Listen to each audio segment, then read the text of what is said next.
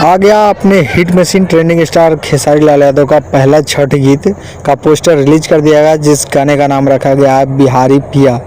क्या गजब का टाइटल और साथ में सॉन्ग है, जो कि पहला छठ गीत है इनका।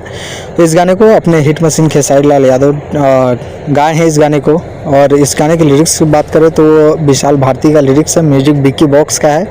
और इस गाने में आप सभी को खेसारी लाल यादव के साथ कोमल सिंह दिखने वाली हैं, जो कि बहुत ही खूबसूरत और टैलेंटेड एक्ट्रेस है। और बात करें इस गाने की तो गाना ये जो है ग्लोबल म्यूजिक भोजपुरी चैनल से रिलीज़ किया जा रहा है कल सुबह 6:15 पे। बहुत ही खूबसूरत और बवाल गाना है, तो उम्मीद है आप सभी को ये गाना अच्छा लगेगा।